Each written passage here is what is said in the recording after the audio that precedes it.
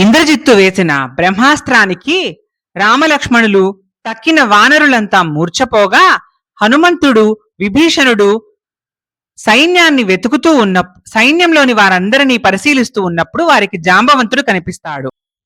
ఓ జాంబవంతుడా, రామలక్ష్మణులు వానరులందరూ మూర్ఛపోయి కళతప్పి రణభూమిలో పడి ఉన్నారు. ఇప్పుడు మనకేది ఉపాయము అని విభీషణుడు జాంబవంతుణ్ణి అడిగాడు. అప్పుడు జాంబవంతుడు, ఓ రాక్షసరాజా, నేను కళ్ళు విప్పి చూసినా నువ్వు కనపడడం లేదు.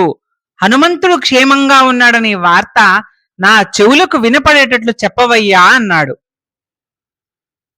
హనుమంతుడు రెండు చేతులు మోడ్చి ఆయన పాదాల మీద పడి, నీ దయవలన నేను బ్రతికే ఉన్నాను అన్నాడు.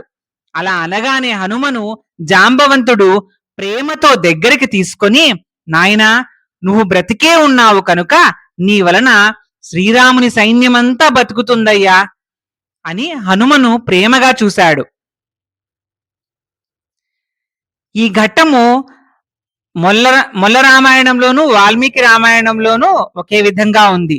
విభీషణుణ్ణి జాంబవంతుడు రాముడు క్షేమమేనా అని అడగడు.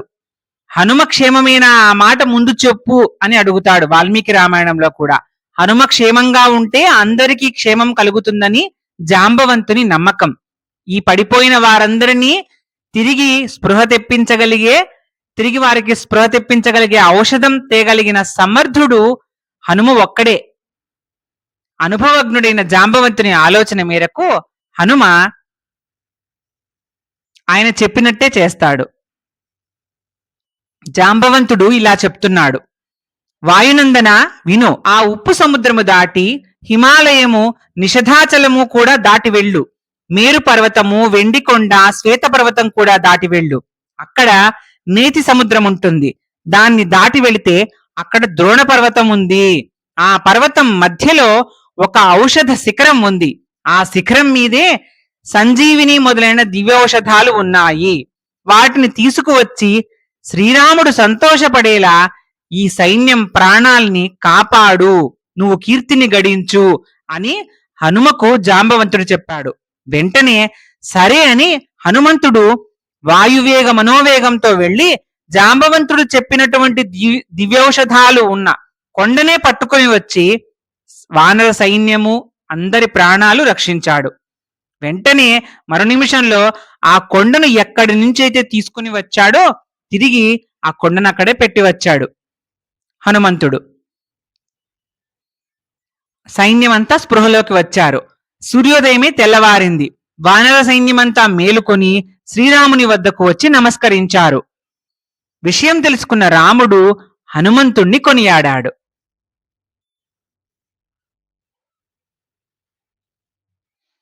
ఇక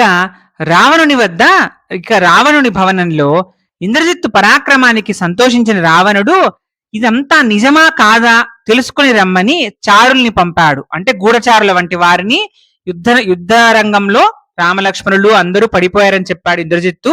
అది ఒకసారి నిజమా కాదా మీరు వెళ్ళి క్రాస్ చెక్ చేసుకొని రండి అని వాళ్ళని పంపించాడు. అయితే వాళ్ళు వెళ్ళి చూస్తే అప్పుడే అందరూ యాక్టివ్ గా ఉన్నారు. ఇక్కడ రామలక్ష్మణులు, హనుమంతుడు, విభీషణుడు, వానర సైన్యం అంతా యాక్టివ్ గా ఉన్నారు. ఎందుకంటే హనుమంతుడు ఆ ఔషధాలు ఉండే శిఖరాన్ని తీసుకొచ్చి వీళ్ళ ప్రాణాలని రక్షించాడు కదా, అందుకు అందరూ యాక్టివ్ గా ఉన్నారు ఇటువైపు. అది చూసి మళ్ళీ ఆ విషయాన్ని ఆ చారులు చెప్పారన్నమాట రావణుడికి. అప్పుడు రామలక్ష్మణుల మీదకి మళ్ళీ యుద్ధానికి వస్తున్నారు లంకా సైన్యంలోని వారు. కుంభుడు, నికుంభుడు, కవాక్షుడు, ప్రజంఘుడు, శోణితాక్షుడు అనే వారిని పంపాడు రావణుడు యుద్ధానికి. వారు వారి వారి బలాలతో ఏనుగులు, గుర్రాలు, రథాలు, అస్త్రశస్త్రాలు వాటన్నిటిని తీసుకొని యుద్ధానికి వచ్చి రామలక్ష్మణులతో వానర సైన్యంతో పోరాడుతున్నారు. అప్పుడు ఏం జరిగిందంటే, అకంపనుడు అనే రాక్షసుడు వానర సైన్యాన్ని ఎదుర్కోగా అంగదుడు కోపంతో ఆ అకంపనుడు అనే వాడిని పట్టుకొని రొమ్ము మీద పొడిచి సాహసంతో చంపివేశాడు. అకంపనుణ్ణి చంపిన అంగదుణ్ణి చూసి శోణితాక్షుడు అనే రాక్షసుడు కోపంతో అంగదుని మీద పడి కొట్టి రథం మీదకి అతన్ని తోలాడు. అది చూసి అంగదుడు మండిపడుతూ గుర్రాలతో సహా రథం నుగ్గయ్యేలా ఆ రాక్షసుని మీదికి ఉరికి ఒక్క తన్ను తన్నాడు. ఆ తన్నుకి శోణితాక్షుడనే రాక్షసుడు మరణించాడు.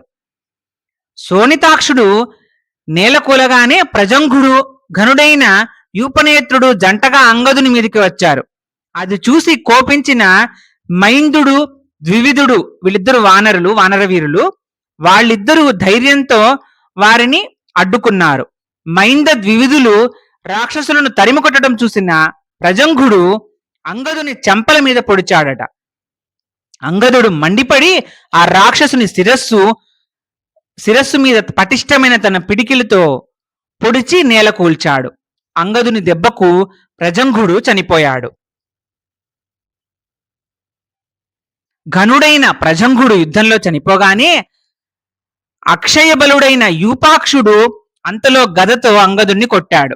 అంగదుడు ఒక్క ఉరికి తన భుజబలంతో యూపాక్షుణ్ణి పొదివి పట్టి తీసుకుని పోసాగాడు. తన అన్నగారిని విడిపించుకోవడానికి పరాక్రమంతో ఇంకో రాక్షసుడు వచ్చాడు, శోణితాక్షుడు అనే రాక్షసుడు. అది గమనించిన మైందుడు వేగంగా వచ్చి ఎదుర్కొని యూపాక్షుడిని యుద్ధంలో నేర్పుగా సాహసంతో చంపివేశాడు. శోణితాక్షుడు ద్వివిధుడిని పొడిచాడు. మైందుడు ద్వివిధుడిని శోణితాక్షుడు పొడిచాడు. ద్వివిధుడు మూర్ఛపోయి మళ్ళీ అంతలోనే తేరుకొని ఆ రాక్షసుని శిరస్సు తెగిపడేలా కత్తితో కొట్టాడు. శోణితాక్షుడు యుద్ధంలో చనిపోవడం చూసిన కుంభుడు కోపగించుకుంటూ వచ్చాడు. ద్వివిధుని రొమ్ము మీద పదునైన బాణాలు వేగంగా నాటుకునేలా వేసి యుద్ధంలో ద్వివిధుణ్ణి చంపాడు. అంటే మైందుడు, ద్వివిధుడు అనే వానర వీరుల్లో ద్వివిధుణ్ణి రాక్షసుడు చంపివేశాడు. తమ్ముడు పడిపోవడం చూసిన మైందుడు హుంకరించి కుంభుని రొమ్ము మీద తన బలమైన పిడికిలతో పొడిచాడు. ఆ కుంభుడు ఒక్క బాణం ప్రయోగించి దేవతలు కూడా భయపడేటట్లుగా మైందుడిని చంపివేశాడు. అంటే మైందుడు, ద్వివిధుడు వానర సోదరులు ఇద్దరినీ కూడా రాక్షసులు చంపివేశారు. అప్పుడు అంగదుడు కుంభుని రథం మట్టిలో కలిసిపోయేలా ఒక పెద్ద పర్వతం పడేశాడు ఆ రథం మీద. కుంభుడు గమనించి రథంలోంచి భూమి మీదకి దూకాడప్పుడు. కోపంతో అంగదుణ్ణి రోకలితో కొట్టాడు. ఆ దెబ్బకు నొప్పి పుట్టగా అంగదుడు తన తోకతో పెద్దగా అరుస్తూ కుంభుణ్ణి మోదాడు. ప్రళయకాలం నాటి రుద్రులతో పోల్చదగిన కుంభుడు తన భుజబలం కొద్దీ అంగదుడు నేల కూలేలా 5 బాణాలతో కొట్టాడు.